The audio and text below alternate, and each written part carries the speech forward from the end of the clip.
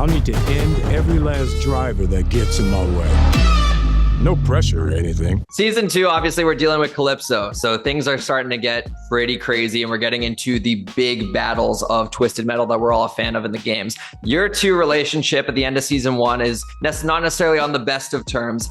How crucial is it for companionship playing in Calypso's version of Twisted Metal? Well, let's just put it out there. Like, John is a lover. He's an open-hearted, blooming tulip of affection. And it just so happens that the woman he loves does not love him back. We've all been there. We've all dealt with it where we put ourselves out there and we've had our heart and our love stomped on. Not saying it's you, not saying you're Quiet's a bad person, but I'm just saying, yeah.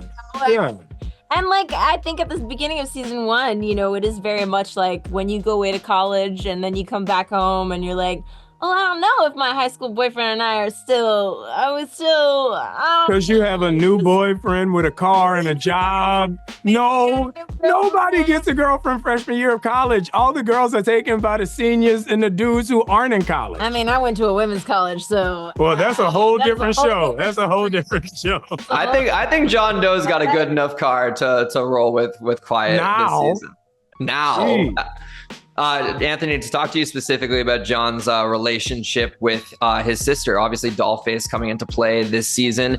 He's kind of wrestling, I feel like, with the John Doe in the post-Twisted Metal world versus the person he used to be before this whole post-apocalyptic world took over. Can you kind of talk to me about riding the dichotomy of those two sides of John Doe and whether or not those memories are still active in his brain? Well, John, because of his memory, every day is a new day. It's a fresh start. And now he's starting to develop and create new memories for himself. So the idea of his sister and what's going on in this world is him trying to figure out how does he fit into it? You know, what does it mean to have Quiet now and his sister? He spent the whole first season trying to find his family and create a family and find home, and only to have that ripped away from him, create that with Quiet and have it ripped away from him at the end of the first season. So even now that he knows his sister is out there, even now that he knows that Quiet is out there, he's stuck in a world to where they're no longer a part of his world. So he has to create his world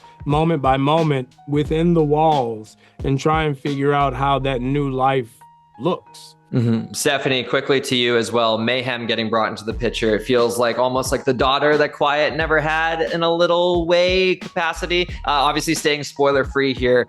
Where does Mayhem fall in terms of what Quiet wants with her big overall cause, her mission with the inside versus outside, and, you know, having that kind of family grow in her personal side? Mayhem, played epically by Sailor, just an incredible addition to the cast. I think at first, Quiet definitely feels like this is a giant pain in her ass to have this essentially kid that grew up in the apocalypse be somehow like tagging along. She doesn't have time for it. And honestly, it's not safe. You know, this is a world where you got to survive at every turn, any moment, your life could be in danger. And it's really annoying to have a kid attached to you in that world, right? And so I think in their relationship, I think of it more as like a big sister, little sister kind of relationship.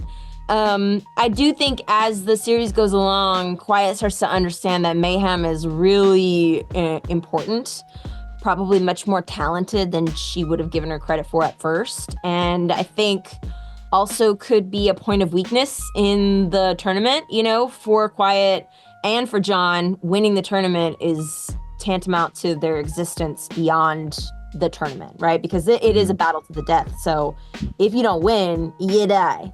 So what happens then if maybe Mayhem gets thrown into that mix, and where does she land, and how does that create maybe a weakness for John and Quiet, and maybe it's a benefit to them? We have to wait and kind of see, but I do think her addition to the cast has been really fun for both of us to play off of. She's such a talented actress. She's really, really funny. I can't wait for audiences to see her character. Yeah, things get crazy. I'll wrap with this. Anthony, it's very generous of you to take time out of your schedule. I know you've been in London like crazy. Where are we at with production and Doomsday? Are you close to wrapping? No, hell no. No, we're in the midst of it. I mean, you know, it's such a big moving set piece, and it's such a big story.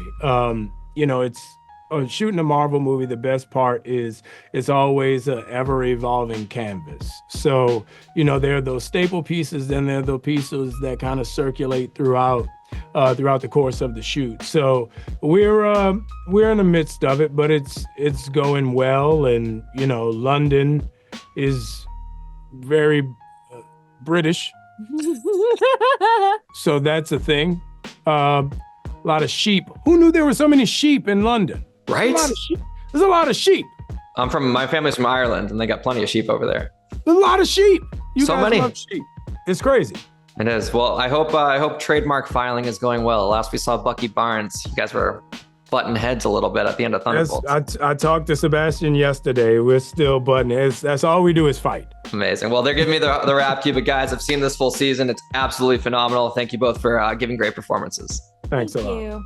Welcome to Twisted Metal.